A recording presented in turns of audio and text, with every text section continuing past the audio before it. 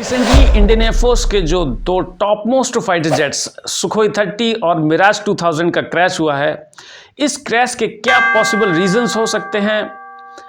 क्या Indian air force की history का ये अब तक का सबसे बड़ा क्रैश रहा जहां पर दो फाइटर जेट्स रूटीन फ्लाइंग के दौरान आपस में कोलाइड कर गए? ऐसी क्या वजह रही कि सुखोई 30 के दोनों पायलट सेफली इजेक्ट कर पाए और दूसरी तरफ मिराज 2000 के पायलट को मौका नहीं मिला, उनकी डेथ हो गई और वो वीरगति को प्राप्त हुए? क्या ये दोनों फाइटर जेट्स एक रूटीन फ्लाइंग कर रहे थे या फिर कोई स्पेशल ऑपरेशनल ट्रेनिंग एक्सरसाइज का हिस्सा थे? ऐसी क्या वजह रही कि मिराज 2000 का मलबा मध्य प्रदेश के मुरैना डिस्ट्रिक्ट में मिला और वहीं दूसरी ओर सुखोई 30 का मलबा ग्वालियर से लगभग 90 किलोमीटर दूर राजस्थान के भरतपुर डिस्ट्रिक्ट के पिंगोरा एरिया में मिला? क्या ये एक तकनीकी खराबी हो सकती है या फिर कोई मानवीय भूल? क्या होता है फाइटर एयरक्राफ्ट के अंदर इजेक्शन सीट? इन सब चीज़ों के ऊपर बात करेंगे। मेरा नाम है सुनील, आप देख रहे हैं टेक्निकल टॉक्स। तो चलिए वीडियो को शुरू करते हैं। सबसे पहले उस दिन मीडिया से ये खबरें आई कि राजस्थान के भरतपुर डिस्ट्रिक्ट में एक चार्टर्ड विमान क्रैश हुआ है और दूसरी तरफ जो दूसरी खबर थी वो मध्य प्रदेश के मुरैना डिस्ट्रिक्ट में एयरक्राफ्ट क्रैश हुआ है जो कि एयरफोर्स का है, ऐसी खबरें आई। लेकिन जैसे जैसे समय बीता तो जो खबरें सामने आई वो स्थिति क्लियर हुई कि दोनों एयरक्राफ्ट इंडियन एयरफोर्स के थे, जो कि दोनों फाइटर एयरक्राफ्ट थे और दोनों ही फाइटर एयरक्राफ्ट ग्वालियर एयरबेस से टेक ऑफ हुए थे। ये दोनों एयरक्राफ्ट जो है, जैसा कि एयरफोर्स की तरफ से बयान है, वहाँ पर ये कहा गया है कि ये दोनों एयरक्राफ्ट किसी नॉर्मल ट्रेनिंग फ्लाइंग के दौरान नहीं था। ये एक ऑपरेशनल ट्रेनिंग एक्सरसाइज थी जो कि एक युद्ध जैसी स्थिति रहती है, जहाँ पर फाइटर एयरक्राफ्ट का जो रोल होता है एक युद्ध में, उसकी प्रैक्टिस की जाती है। और जो फाइटर एयरक्राफ्ट होता है वो एयर स्ट्राइक देने की प्रैक्टिस करता है। ये कोई सामान्य फ्लाइंग नहीं होती है। तो इस तरीके का एक ट्रेनिंग प्रोग्राम वहाँ पर चल रहा था, जहाँ पर दोनों फाइटर एयरक्राफ्ट जो कि इंडियन एयरफोर्स के जो तो टॉप मोस्ट मॉडर्न एयरक्राफ्ट की गिनती में आते हैं, दोनों एयरक्राफ्ट की फ्लाइंग चल रही थी।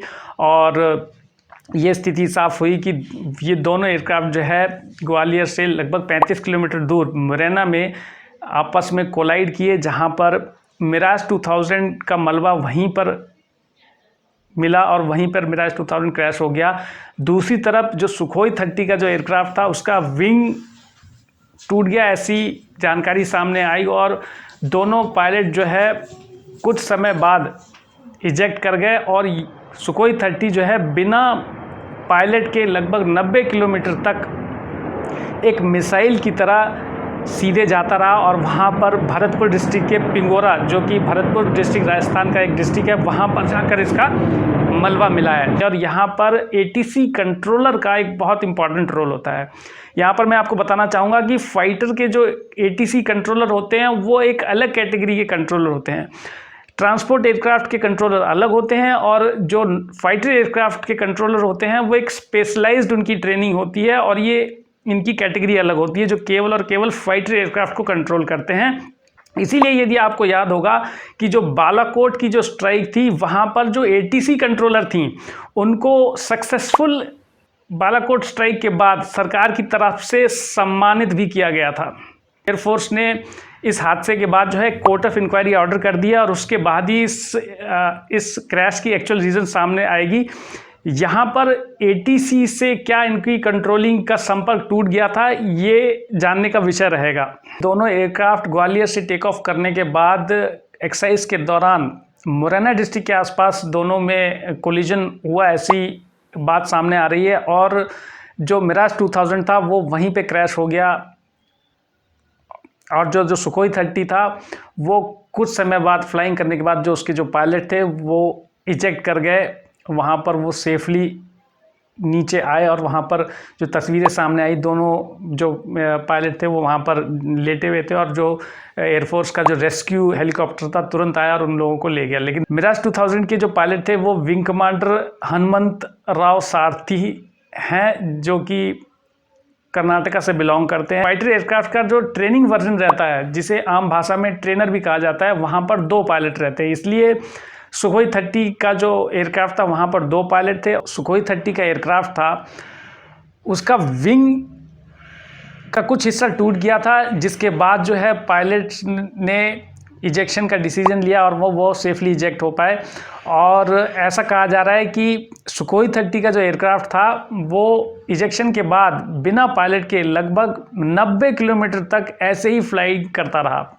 ब्लैक बॉक्स मिलेगा, उसमें जो इन्वेस्टिगेशन होगी उसको देखने के बाद तो ये जानकारी सामने आएगी कि दोनों के बीच में आपस में क्या बात हुई, ATC कंट्रोलर और जो फाइटर एयरक्राफ्ट थे इन दोनों के बीच में लास्ट मोमेंट में क्या बातचीत हुई है। लेकिन जो तस्वीरें सामने आई हैं उसको देखकर ऐसा लगता है कि जो सुखोई 30 के पायलट है वो सेफली इजेक्ट कर पाए। शायद उनको कुछ समय मिल गया जहां पर उनको इजेक्शन करने का मौका मिला, क्योंकि ये बहुत टिपिकल प्रोसेस है कि जो इजेक्शन होता है उसके लिए कि मिनिमम हाइट होनी चाहिए तभी पायलट जो है इजेक्ट कर पाता है, और इजेक्शन सिस्टम भी जो है प्रॉपरली वहाँ पर काम करना चाहिए।